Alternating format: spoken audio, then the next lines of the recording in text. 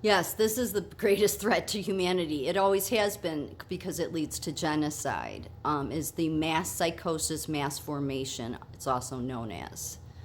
Um, it can be just, following some cult leader that's socially engineering, that doesn't want you to do research, that doesn't want you to think on your own. That's what Hitler was.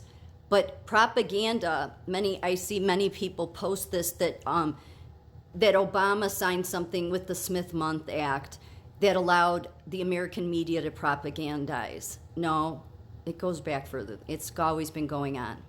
It's the social engineering has always been going on. You could say there's some good social engineering. The best social engineering is the type of social engineering that makes you research, look into things yourself, and do your own thinking. That's the best. But what we have going on right now is many groups that are filled with lobbyists that have this mass media attention, and yet, as I said in my last video, they're all promoting what you end up seeing is like Black Lives Matter. They've been with the pro-Palestinian, they've been pro-Hamas all along. Hamas is a terrorist organization. They are. I don't support Netanyahu because I don't trust him, who's the head of Israel. However, Israel is not known for being terrorists.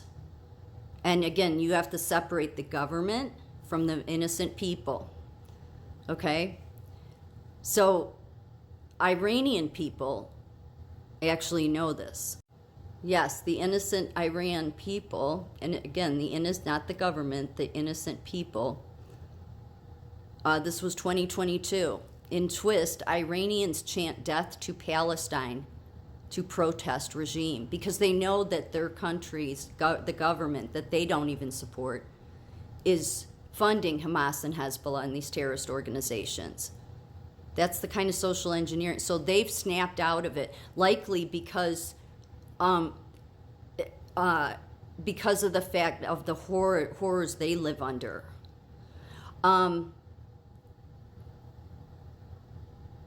It's the same reason why in Israel, many of the Jewish innocent people, the people themselves, they don't support Netanyahu or his establishment. Just because of our media doesn't want to tell the truth and they want you to trust Netanyahu to take this full war on. Look, I'm totally for taking Hamas down, all terrorist organizations for that matter.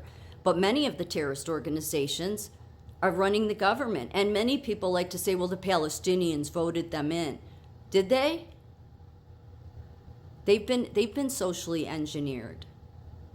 So I understand, but this is what's happened to everyone. And so people think that the propagandizing in America anyway started because of the Smith-Mundt Act with Obama. No, it goes way far back. You may think that it doesn't, before the printing press, that they weren't propagandizing. No, they were. It goes all the way back to the Roman Empire. The Roman Empire were the masters of spin. And the Roman Empire didn't have a printing press or radio or TV. So what they did was they used symbols, statues, bronze statues, to let you know, or their structures, sort of like how Washington, the architect, like it looks like Colosseums back in the Greek and Roman era. Yeah, to let you know this is who the experts are, this is who the leaders are, this is who you listen to. Those were the tools back before a printing press, before we had, the radio waves, or the waves of radio through all the wires in every home. Had radio. Before there was any magazines or newspapers, they used symbols. They did. They used them on coins and their building structures to let you know. And one of the other ways that they did it in the Roman Empire was telling stories. They would tell stories about these wars. The Roman Empire would tell stories, or the leader of the Roman Empire would tell stories, and it would get passed on into the public. So the public was conditioned, socially engineered. So This is from a leadership cult. It's regarding the Roman Empire. This concept of a tough but essentially benevolent imperial power was embodied in the person of the emperor. His presence was felt everywhere. His statues dominated public places. He was worshipped alongside Jupiter and the military standards in frontier forts and in sanctuaries of the imperial cult in provincial towns. His image was stamped on every coin and thus reached the most remote corners of his domain. For there is hardly a Roman site, however rude, where archaeologists do not find coins. How did the spin doctors of ancient Rome represent the great leader to his people? It would also, they used sometimes pictures of or paintings of the emperor, maybe in a grim, scary look or in a warrior look. Yeah, same thing that goes on like in North Korea. I think North Korea is totally controlled by that deep state because of the reception that Trump and him, like he was very happy to see Trump. So I think that swamp that's in every country was been controlling North Korea. But in North Korea, there's all those statues to the leader, right? In China that way too. That's who you're to worship.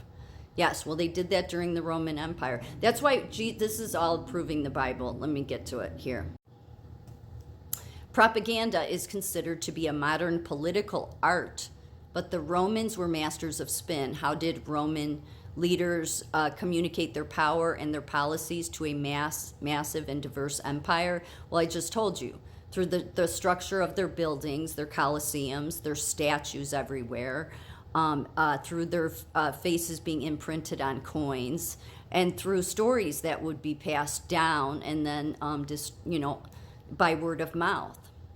So this is why Jesus, when he came, he said he wasn't there to save the people from the government or the world. He wasn't here to save the people from the world. He was there to give you a choice, to let you know the avenues.